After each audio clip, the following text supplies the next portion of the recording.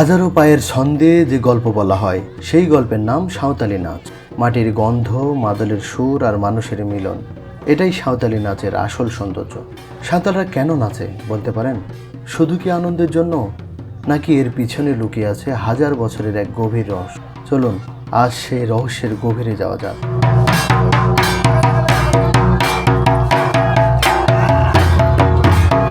রঙিন পোশাক, মাদলের গম্ভীর বোল আর একসঙ্গে হাজারো পায়ের ছন্দ, এটাই আমাদের চেনা সাঁওতালি নাচ। বাইরে থেকে দেখতে এক কথায় অসাধারণ এক লোকশিল্প, কিন্তু এই নাচের আসল প্রাণটা লুকিয়ে আছে আরও গভীরে। এটা শুধু একটি পারফরমেন্স নয়, এটা সাঁওতাল জনগোষ্ঠীর জীবন্ত ইতিহাস এবং তাদের ধর্মবিশ্বাস আর প্রকৃতির সঙ্গে আত্মিক সম্পর্কের এক চলন্ত দলিল। সাঁওতালদের জীবন, সমাজ আর উৎসবের প্রতিটি অংশ এই নাচের সঙ্গে এমনভাবে জড়িয়ে যা আলাদা করা একদম অসম্ভব। এই নাচ তাদের কাছে প্রার্থনার মতো, যা এক প্রজন্ম থেকে আরেক প্রজন্মে বয়ে চলে এসেছে। আজ আমরা এই নাচের একেবারে মূলে যাব, যা শুধু বিনোদন নয়, বরং তাদের অস্তিত্বের এক দারুণ পরিচয়। আমরা জানব কিভাবে এর প্রতিটি মুদ্রা, প্রতিটি গান আর প্রতিটি বাদ্যযন্ত্র এক একটি গভীর অর্থ বয়ে বেড়ায়।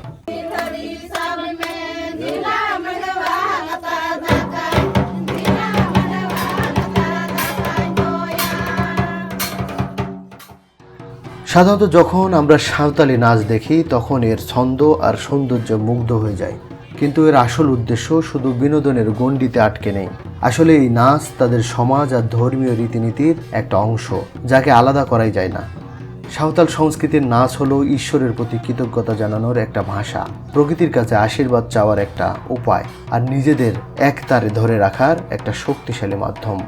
তাদের কাছে নাচ মানেই একসঙ্গে হওয়া, একসঙ্গে হাসা আর একসঙ্গে প্রার্থনা করা।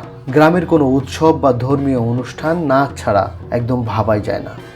এই নাচের জন্ম কোনো মঞ্চে হয়নি, এর জন্ম হয়েছে গ্রামের আখড়ায়, খোলা আকাশের নিচে, প্রকৃতির কোলে। তবে সময়ের সাথে সাথে এটি এখন শহরের মঞ্চেও তার জায়গা করে নিয়েছে। এর প্রতিটি পদক্ষেপ, প্রতিটি ভঙ্গি যেন তাদের জীবনচক্রের এক একটা পর্ব বলে যায়। বীজ বোনা থেকে ফসল কাটা, জন্ম থেকে মৃত্যু আর প্রকৃতির ঋতুবদল। তাই সাঁওতালি নাচকে বুঝতে হলে তাদের জীবন দর্শন আর আধ্যাত্মিক জগৎটাকেও একটু বুঝতে হবে। সাঁওতালি নাচের উৎস লুকিয়ে আছে তাদের আদি ধর্ম বিশ্বাসের গভীরে। সাঁওতালরা মূলত প্রকৃতির উপাসক। তাদের এই ধর্ম সারি ধর্ম বা সারনা ধর্ম। সাধারণভাবে সারনা বলতে পবিত্র বনভূমিকে বোঝানো হয়, যা তাদের উপাসনার মূল কেন্দ্র। তাদের ধর্মে সাধারণত মূর্তি পূজার প্রচলন নেই, কারণ তারা বিশ্বাস করে যে বিশ্ব ব্রহ্মাণ্ডের সৃষ্টিকর্তা ঠাকুরজি এবং অন্য দেবতারা প্রকৃতিতেই বাস করে। তাদের প্রধান উপাস্য দেবতার মধ্যে রয়েছে সিংবোম বাবা সূর্য দেবতা এবং মারাংবরু। পাহাড়, জঙ্গল, নদী, এই সবই তাদের কাছে অত্যন্ত পবিত্র। আর এই অদৃশ্য দেবতার উপাসনা করা এবং তাদের সঙ্গে সংযোগ স্থাপন করার অন্যতম মাধ্যম হলো নাচ আর গান।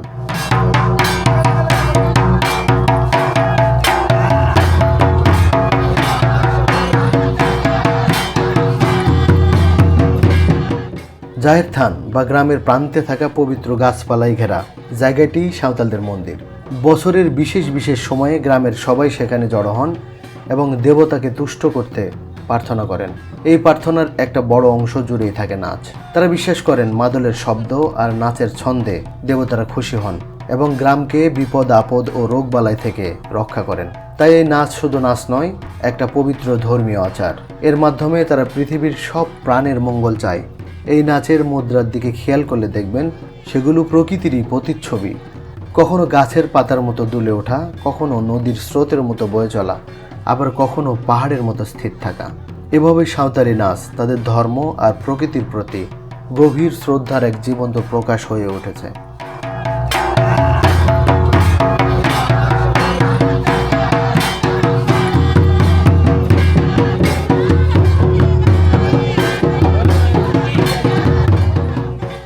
সাঁওতালি নাচ তাদের উৎসবগুলোর প্রাণ। এমন কোনো উৎসব খুঁজে পাওয়া কঠিন যেখানে নাচ, গান বাজনার আয়োজন নেই। এই উৎসবগুলো আবার তাদের চাষবাস ভিত্তিক জীবন আর ঋতু বদলের সঙ্গে গভীরভাবে জড়িয়ে।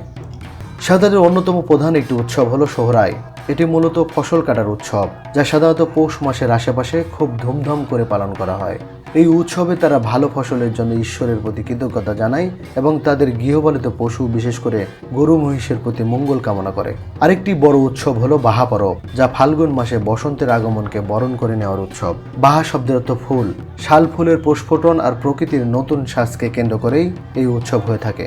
বাহা পরবের নাচ অনেক বেশি স্নিগ্ধ আর ছন্দের মাধ্যমে প্রকৃতির শুদ্ধতা ও উর্বরতাকে সম্মান জানানো হয়। এছাড়াও করম, দাসাই, এরো সহ আরও অনেক উৎসব রয়েছে যেখানে নাচ একটি জরুরি অংশ। সাঁওতালি সংস্কৃতির এই গভীর ইতিহাস আর অজানা কথাগুলো যদি আপনার ভালো লেগে থাকে, তাহলে আমাদের চ্যানেলটি সাবস্ক্রাইব করে এই যাত্রার সঙ্গী হতে পারেন। আমরা ভবিষ্যতে এমন আরও অনেক ইতিহাস আপনাদের সামনে তুলে ধরব।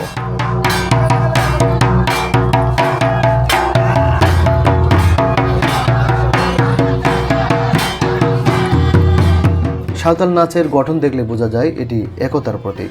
এই নাচ সাধারণত একা হয় না, এটি একটি দলবদ্ধ শিল্প। প্রায়শই মহিলারা একে অপরের কোমরে বা কাঁধে হাত রেখে বা হাতের সাথে হাত রেখে শৃঙ্খল তৈরি করে এবং একসঙ্গে পা মেলান, যা তাদের সামাজিক একতা আর সংহতির ছবি তুলে ধরে। পুরুষরা সাধারণত বাদক দলে থাকেন এবং নাচ গানের তাল ধরে রাখতে সাহায্য করেন। তাদের পদক্ষেপগুলো খুব সরল আর ছন্দময়, যা দেখে মনে হয় তারা যেন মাটির সঙ্গে কথা বলছে। এই দলবদ্ধ নাচ সাঁওতাল সমাজের মূল ভিত্তি, অর্থাৎ একতা আর সহযোগিতার এক অসাধারণ প্রকাশ। আর এই নাচের আত্মা হলো এর গান আর বাজনা। সাঁওতালি নাচের কথা ভাবলেই যে দুটি বাজনার শব্দ কানে ভেসে আসে তা হলো মাদল আর ধামসা। মাদল হলো একটি ঢোল জাতীয় যন্ত্র যা নাচের মূল ছন্দকে ধরে রাখে। এর গম্ভীর আওয়াজ বহুদূর থেকে শোনা যায়, এটাই নাচের গতি আর শক্তি ঠিক করে দেয়। অন্যদিকে ধামসা হলো একটি বিশাল আকারের নাগারা, যা ছন্দে গভীরতা আনে এবং উৎসবের মেজাজ তৈরি করে। এই দুটির সঙ্গে তুমডাক ও তমকের মতো আরও কিছু বাদ্যযন্ত্র থাকে। সাঁওতালি নাচের সময় তাদের পোশাক আর সাজসজ্জা সবার নজর কাড়ে। এই পোশাক শুধু সাজের জন্য নয়, এর প্রতিটি অংশের এক একটি প্রতীকী অর্থ আছে এবং এটি তাদের সংস্কৃতির পরিচয়ক। সাঁওতাল নারীরা সাধারণত এক ধরনের শাড়ি পরেন যা ফতা নামে পরিচিত। নাচের সময় তারা চুলে প্রায়শই শাল ফুল বা অন্য কোনো ফুল সাজান, যা প্রকৃতির প্রতি তাদের ভালোবাসার প্রকাশ। হাতে আর গলায় পরেন কাঁসা বা পিতলের গয়না, যেমন হাসুলি, বালা ও চুড়ি। পুরুষদের পোশাক তুলনায় অনেক সহজ সরল। তারা সাধারণত ধুতি আর মাথায় পাগড়ি পরেন। নাচের সময় কখনো কখনো পুরুষদের হাতে বা পাগড়িতে ময়ূরের পালক দেখা যায়, যা সৌন্দর্য আর প্রকৃতির প্রতীক। এই সমস্ত পোশাক আর গয়না শুধু ঐতিহ্যবাহী সাজ নয়, এগুলো তাদের পরিচয়, উৎসবের মেজাজ আর আচারের তাৎপর্য বহন করে। যখন একদল সাঁওতালি নারী পুরুষ তাদের ঐতিহ্যবাহী পোশাকে সেজে একসঙ্গে নাচেন, তখন তা শুধু একটা নাচ থাকে না, হয়ে ওঠে তাদের সমৃদ্ধ সংস্কৃতির এক জীবন্ত প্রদর্শনী। তাহলে সব মিলিয়ে সাঁওতালি নাচ শুধু একটি লোকনৃত্য নয়, এটি একটি সম্পূর্ণ জীবন দর্শন। এর উৎস লুকিয়ে আছে তাদের প্রাচীন সারনা ধর্মে, প্রকৃতির উপাসনায় এবং তাদের কৃষিভিত্তিক জীবনে। এই নাচ হলো তাদের প্রার্থনা, তাদের উৎসব আর তাদের সামাজিক ঐক্যের প্রকাশ। প্রতিটি মুদ্রা, প্রতিটি বাজনার বোল আর প্রতিটি গানের কথাই জড়িয়ে আছে তাদের পূর্বপুরুষের রেখে যাওয়া বিশ্বাস আর ঐতিহ্যের গল্প। যদিও আজ এই নাচ গ্রামের আখড়া থেকে শহরের মঞ্চে পৌঁছেছে, এর আত্মাটা কিন্তু বদলায়নি।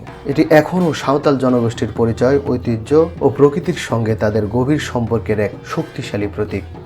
এই নাচ আমাদের মনে করিয়ে দেয় যে শিল্প শুধু বিনোদনের জন্য নয়, শিল্প হতে পারে একটি গোটা সম্প্রদায়ের ইতিহাস আর বিশ্বাসের এক জীবন্ত দলিল। সাঁওতালি নাচ নিয়ে আপনার কোনো অভিজ্ঞতা বা মতামত থাকলে আমাদের কমেন্টে জানান। আপনার এলাকায় কোন লোকনৃত্য সবচেয়ে জনপ্রিয় সেটিও কমেন্ট করে জানান। ভিডিওটি ভালো লাগলে শেয়ার করুন, যাতে সাঁওতালি সংস্কৃতির এই সুন্দর অধ্যায়টি সবার কাছে পৌঁছে যায়। আমাদের সঙ্গে থাকার জন্য অনেক ধন্যবাদ। আসসালামু আলাইকুম।